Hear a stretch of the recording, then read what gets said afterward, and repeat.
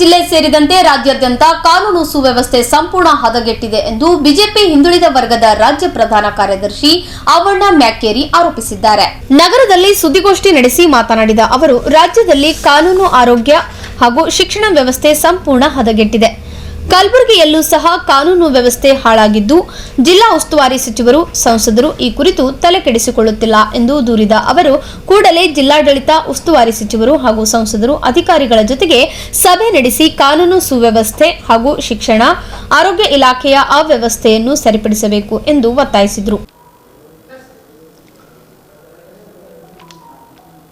ನನ್ನ ಹೆಸರು ಅವಣ್ಣ ಮ್ಯಾಕೇರಿ, ರಾಜ್ಯ ಪ್ರಧಾನ ಕಾರ್ಯದರ್ಶಿಗಳು, ಬಿಜೆಪಿ ಹಿಂದುಳಿದ ವರ್ಗಗಳ ಮೋರ್ಚಾ.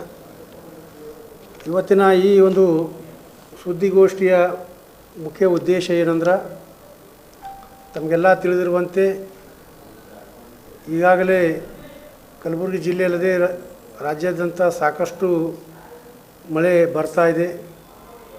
ಮಳೆಯಿಂದ ಸಾಕಷ್ಟು ಹಾನಿಗಳು ಆಗಿರುವುದು ತಮಗೆಲ್ಲ ಗಮನಕ್ಕಿದೆ. ಆದರೆ ಇವತ್ತಿನ ದಿವಸ ಕಲಬುರಗಿ ಜಿಲ್ಲೆಯಲ್ಲಿ ಈ ಹಿಂದೆ ಕಾನೂನು ಸುವ್ಯವಸ್ಥೆ ಕೂಡ ಸಂಪೂರ್ಣವಾಗಿ ಹದಗೆಟ್ಟಿದ್ದು, ಅದರಂತೆ ಶಿಕ್ಷಣ ವ್ಯವಸ್ಥೆಯಲ್ಲೂ ಕೂಡ ಸಾಕಷ್ಟು ತೊಂದರೆಗಳಾಗಿವೆ. ಆರೋಗ್ಯದಲ್ಲಿ ಕೂಡ ಸಾಕಷ್ಟು ಸಮಸ್ಯೆಗಳಾಗಿವೆ. ಅಭಿವೃದ್ಧಿ ಕೂಡ ಕಿಂಚಿತ್ತೂ ಆಗ್ತಾ ಇಲ್ಲ. ಆದ್ದರಿಂದ ಇಲ್ಲಿ ಇದ್ದಂಥ ನೂತನವಾಗಿ ಆರಿಸಿ ಬಂದಂಥ ಸಂಸದರಾಗಿರ್ಬೋದು ಮತ್ತು ಜಿಲ್ಲಾ ಉಸ್ತುವಾರಿ ಮಂತ್ರಿಗಳಾಗಿರ್ಬೋದು, ಇವುದ್ರ ಬಗ್ಗೆ ಯಾವುದೇ ಒಂದು ಸಮಸ್ಯೆಯನ್ನು ಎತ್ಕೊಂಡು ಇವತ್ತಿನ ದಿವಸ ಅಧಿಕಾರಿಗಳ ಸಭೆ ಮಾಡ್ತಾಯಿಲ್ಲ. ಹೀಗಾಗಿ ನಮ್ಮ ಆರೋಪ ಏನಿದೆ ಅಂದ್ರೆ, ಕಾನೂನು ಸುವ್ಯವಸ್ಥೆ ಆಗಿರ್ಬೋದು, ಅಭಿವೃದ್ಧಿ ದೃಷ್ಟಿಯಿಂದ ಆಗಿರ್ಬೋದು, ಶಿಕ್ಷಣ, ಆರೋಗ್ಯ ಎಲ್ಲದರ ಬಗ್ಗೆಯೂ ಕೂಡ ಈ ಜಿಲ್ಲೆಯಲ್ಲಿ ವೈಫಲ್ಯ ಆಗಿದೆ. ಈ ಬಗ್ಗೆ ತುರ್ತಾಗಿ ಜಿಲ್ಲಾಡಳಿತ ಒಂದು ವ್ಯವಸ್ಥೆಯನ್ನು ಮಾಡಿಕೊಂಡು ಸಾರ್ವಜನಿಕರಿಗೆ ತೊಂದರೆ ಆಗಲಾರ್ದಂಗೆ ನೋಡ್ಕೋಬೇಕು. ಇದರ ಜವಾಬ್ದಾರಿಯನ್ನು ಉಸ್ತುವಾರಿ ಮಂತ್ರಿಗಳು ಮತ್ತು ಸಂಸದರು ಮಾಡಬೇಕು ಎನ್ನುವಂಥ ಮನವಿಯನ್ನು ಈಗ ಮಾಡ್ತಾಯಿದ್ದೀವಿ. ಮುಖ್ಯವಾದಂಥ ವಿಷಯಕ್ಕೆ ಬರೋದಾದರೆ, ತಮಗೆಲ್ಲ ತಿಳಿದಿರುವಂತೆ ಈ ಕಲಬುರಗಿ ಜಿಮ್ಸ್ ಆಸ್ಪತ್ರೆ ಎದುರುಗಡೆ ಇರುವಂಥ ಮಂಗರವಾಡಿಯಲ್ಲಿ ಅಲ್ಲಿ ಸರ್ಕಾರಿ ಪ್ರಾಥಮಿಕ ಶಾಲೆ ಸುಮಾರು 55 ವರ್ಷಗಳಿಂದ ಅಲ್ಲಿ ಸರ್ಕಾರಿ ಪ್ರಾಥಮಿಕ ಶಾಲೆ ಇದೆ.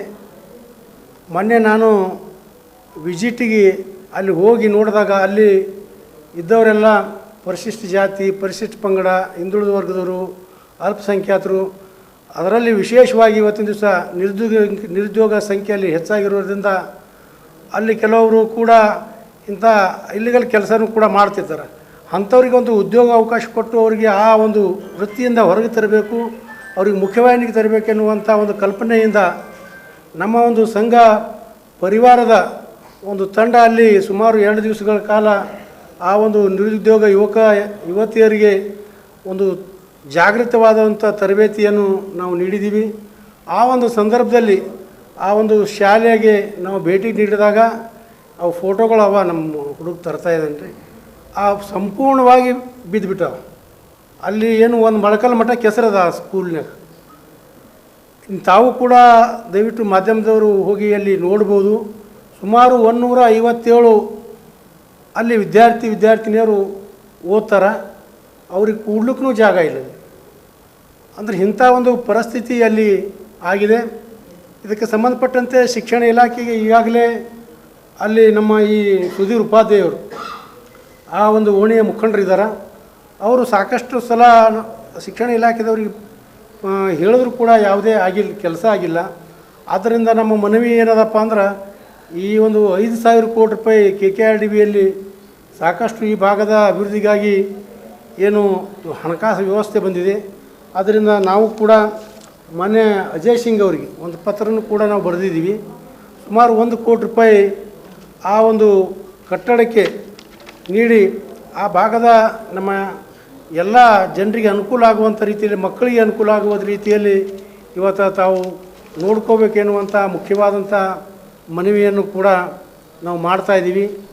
ಈ ಶಿಕ್ಷಣ ವ್ಯವಸ್ಥೆಗೆ ಸಂಬಂಧಪಟ್ಟಂತೆ ಹೇಳಬೇಕಪ್ಪ ಅಂದ್ರೆ ಕಲಬುರಗಿ ಜಿಲ್ಲೆಯಲ್ಲಿ ಇವತ್ತು ಶಿಕ್ಷಣ ವ್ಯವಸ್ಥೆ ತುಂಬ ಕಳಪೆ ಮಟ್ಟದಾಗಿದೆ. ಸರ್ಕಾರ ಈ ನಿಟ್ಟಿನಲ್ಲಿ ಯಾವುದೇ ರೀತಿಯಾದಂಥ ಒಂದು ಕ್ರಮಗಳು ತೆಗೆದುಕೊಳ್ತಾ ಇಲ್ಲ.